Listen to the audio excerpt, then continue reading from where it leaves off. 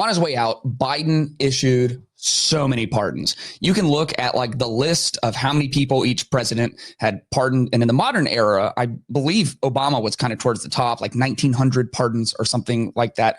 Biden blew that out of the water, something like over 8,000 pardons and commutations, and using his executive power to this end.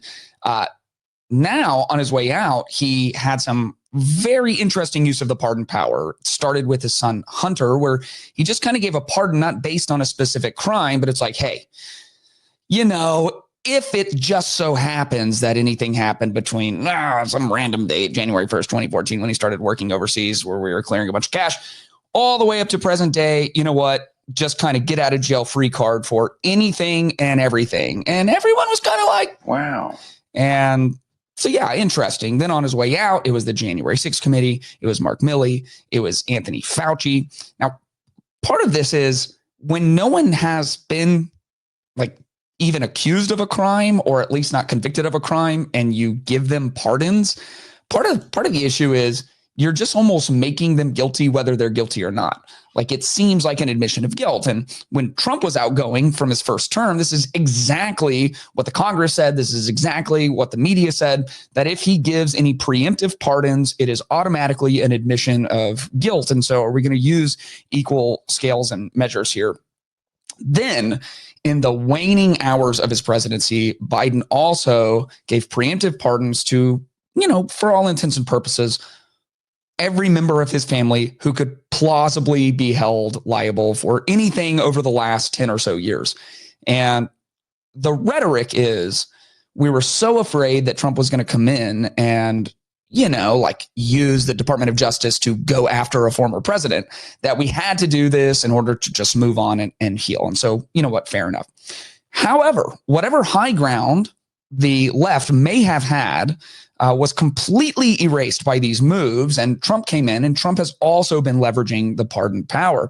Not only has he pardoned some specific individuals, he then pardoned, blanket pardon, across all of the people who are currently in prison or house arrest or anything for their role in the January 6th quote unquote insurrection, which was never prosecuted or found to be an insurrection, but obviously a very bad look for the country that day. Whatever all the details are and all the theories and all the conspiracies, everyone got a pardon. It seemed clear that there was prejudicial treatment for that again wasn't held equally with the riots that burned down many major cities across the summer of 2020. And so the narrative, at least, is because of the unfair application of the law, everyone involved in J6 is getting a pardon. Also, there have been some pro-life activists who the government has been very heavy-handed with, who also received pardons. So pardons for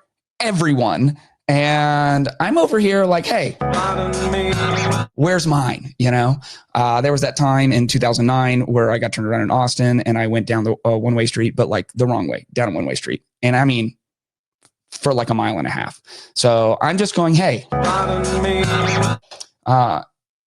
do we think about this? Read an interesting article recently, kind of trying to think through this use of the presidential pardon power. It says, after former President Joe Biden issued a slew of last-minute pardons on Inauguration Day, his successor promptly took the oath of office and issued a series of pardons affecting thousands of people just hours later. It was a tale of two executives with shared power. Biden pardoned several members of his family, lawmakers and staff members who served on the January 6th Congressional Committee, and others such as retired General Mark Milley and Anthony Fauci. Trump, with a single stroke of the pen, pardoned nearly all of the January 6th rioters, which included more than 1,500 people, even those convicted of assaulting police officers. The presidential pardon power is briefly stated in the U.S. Constitution. Article 2, Section 2 says the president shall have power to grant reprieves and pardons for offenses against the United States, except in cases of impeachment.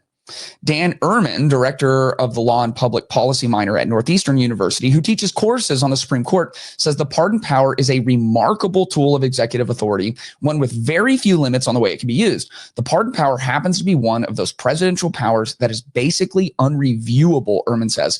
It's inherently political, and there's so little that the other branches can do. Here's kind of the real danger in escalating these pardons and now creating new categories of pardons, preemptive pardon, which I think Gerald Ford is the only president to ever use when he kind of preemptively pardoned Nixon for anything he might have done during his time in office. Now we're using it for congressional committees who have some heat on them. We're using them for health advisors who, had a massive, massive role in like locking the entire country down and pushing some almost authoritarian measures towards vaccination and things like that. Now we're using preemptive pardons on our own family members just to kind of shield us from any liability in the future. What's interesting about Trump's pardons is most people do what Biden did. It's like in the very end of their presidency during the lame duck period, they don't have a second term, they've lost, and then it's like, get out of jail free cards, anyone who wants one. And Trump has kind of broke tradition by like day 1 starting to give out pardons, day 5 giving out some more pardons. He's not hiding it. This isn't like, well, I'm on my way out and, who cares what I do at this point. He's starting his presidency this way. And the danger that we're getting into with some of these pardons is twofold. Number one is we're kind of being forced by just the sheer volume of some of these pardons into running into our echo chambers and throwing away our critical thinking. So I think there are cases to be made. I've heard them made for why everyone on J6 had to be pardoned because, as mentioned, the law wasn't equally applied against similar instances in a similar time frame. So 2020, people get to loot and riot, and there's not a lot that comes down from the Department of Justice. January 2021, the other side of the aisle has their own riot. Everyone kind of gets, thrown away, locked up, throw away the key. However, for people who want justice, right, and that should be the goal. If we want justice, then sometimes the pardon power, it exists to ensure that if the legislators get heavy-handed, if a department like the Department of Justice gets heavy-handed, that the president can bring back a measure of justice. But then we've got people being pardoned who significantly attacked cops. So, out of the 1,500, maybe like 1,487 of them, it would be just like you've served your time. There was not an equal application of the law. But what about the people who really were heinous on J6, who really were bad actors? And so maybe it's like, look, we're moving fast. We're a new administration. We gotta, just run through things. So the first danger is, it's like, if you're on the right politically, then you feel like you just have to co-sign all 1,500, and you don't. We have this idea, and both sides have it, where it's like, if I give an inch on anything, then we just lose the whole ball game.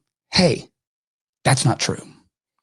And so people who are more on the left and, support certain ideologies, they have to go with even the most radical versions of those ideologies, because if they give an inch, you feel like you lose the whole game.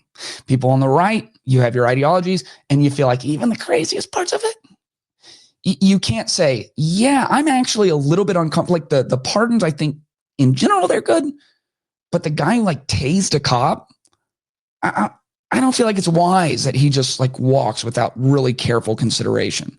So that's the first danger, is these blanket broad pardons are just pushing people deeper and deeper into their echo chambers, which is for sure like the last thing that we need, right? The last thing we need is just everyone more and more in their bubbles, where we just turn off our critical thinking and we're just assigned our sound bites, and then we just go with it from there. No nuance, no one in the middle.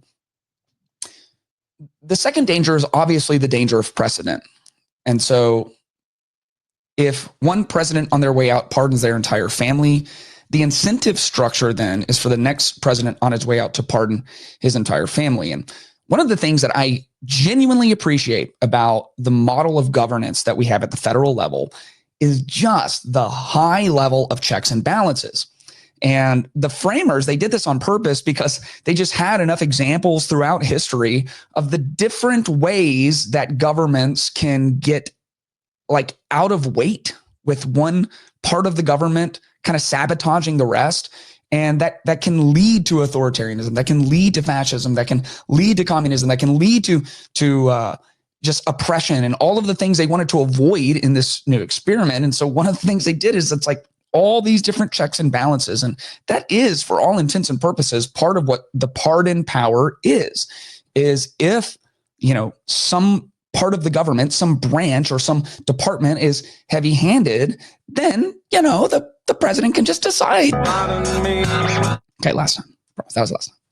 So checks and balances are a very good thing. But what happens when this check that you've given the executive also begins to be misused or abused? And so, it's like executive powers. The idea is the legislators, they legislate. The Congress passes the laws, and then the executive executes the laws. But now increasingly, it's like every president signs more and more and more executive orders than the president before them.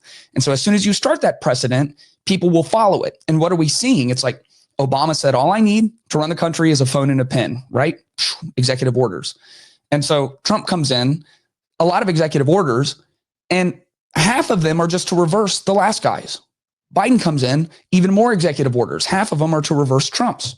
Trump comes back in. He rescinds 78 of Biden's executive orders. So executive orders to then just have the next guy make even more executive orders to rescind the last executive orders. Well, this is going to be what happens with the pardons now.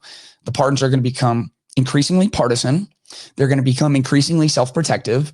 And as the precedent gets set, they're going to be used more and more broadly. And it points at an insidious fact of the country that we're living in, if you're watching this and you live in the United States.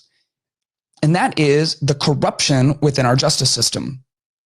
It's so broad and it's so pervasive. And we just live knowing there is a two-tier justice system.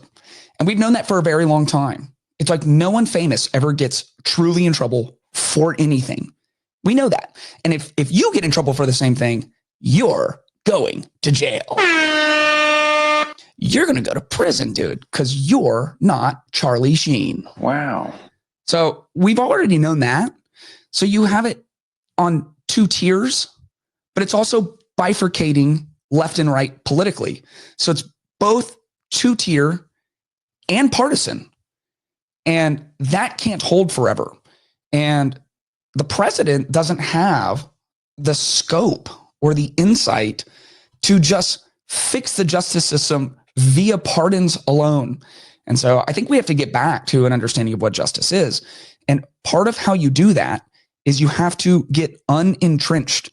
You have to come out from your echo chambers, and you got to be able to say things to your representatives, to the people on your side of the aisle, like, hey, maybe I'm on the left, but just giving preemptive pardons to your whole family, this was really bad. And whoever's next up on the roster on the left, we expect you not to do that. If you're on the right, you may think it's totally fair and actually just to kind of rebalance the scales and give pardons to most of the people who are at the Capitol on J6. But the people who beat up cops, you got to be able to say, hey, let's not just let those people walk, right? Like we're on the right. We're the back the blue people. And so two problems. One is it further entrenches people. And two, it sets a precedent that could lead us into dangerous territory. And even though it's two different problems, they're fixed by fixing the first problem. And by us all having enough integrity and being willing to engage in critical thinking and being willing to speak out, even if it's against our quote unquote side of the aisle, to just do what is just, to do what is actually right, and to pursue those things. Because if we pursue justice and if we hold people accountable for their lack of justice, then we can maybe in our lifetimes see a quality of politician who isn't just playing partisan games and isn't just self-protecting, but is actually representing the people that they were elected to represent. If you enjoyed this video, make sure you are subscribed so you can stay up to date with all new content. And if you want early access, exclusive content, and monthly live Q&As, make sure to check out patreon.com/ClaytonTime.